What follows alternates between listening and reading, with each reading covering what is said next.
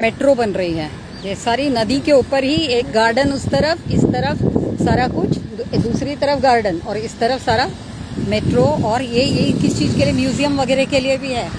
तो ये सारा जो गंगा का किनारा, जो राइपेरियन जोन जिसको कहते हैं, जिसकी इतनी महत्व है, लेकिन उसकी हालत देखिए, इसको सिल्टेशन करके और आज इसके ऊपर सारा एनक्रोचमेंट ही बोलना चाहिए नदी के ऊपर, और वो भी गवर्नमेंट के थ्रू से ही हो रहा है। तो इससे बड़ी विडंबना और क्या होनी चाहिए। हम किसके पास गुहार लगाएंगे।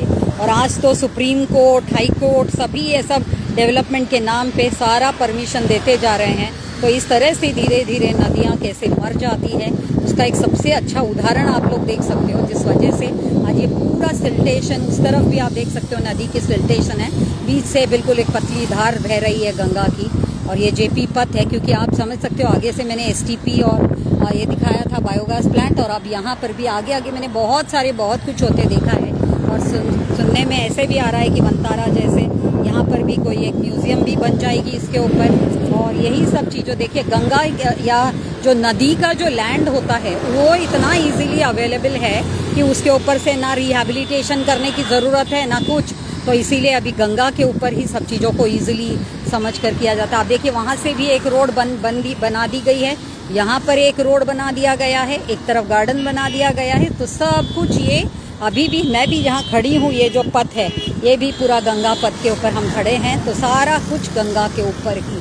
और आप समझ लीजिए, जब राइपेरियन जोन्स जब इसके ख़त्म हो जाते हैं गंगा की, तो उसमें और कुछ बच नहीं जाता है। उसकी बायोडाइवर्सिटी को भी वापस लाने के लिए जो हम रेस्टोरेशन, रिहैबिलिटेशन, रिजुविनेशन, ये सब जो बातें करते हैं, ये फिर खाली हमारे बातों में, पुस्तकों में रह जाएगी और इसका कोई मतलब नहीं। तो इसीलिए आज बिहार की जनता को और पूरे देश में सभी को रिवर रिजुविनेशन और नदी क्या है, नदी का साइंस क्या है, नदी का फीचर क्या है, नदी का ऑसिलेशन क्या होता है, नदी का मियांडरिंग क्यों ज़रूरी है, ये सारी चीज़ों को समझना बहुत ज़रूरी है। क्योंकि हम अपने तरीके से नदियों को घुमाकर नदियों को स्ट्रेट कर देते हैं, जो कि मियांडरिंग में रहना चाहिए। मियांडरिंग तो पूरा ख़त्म कर दिया है।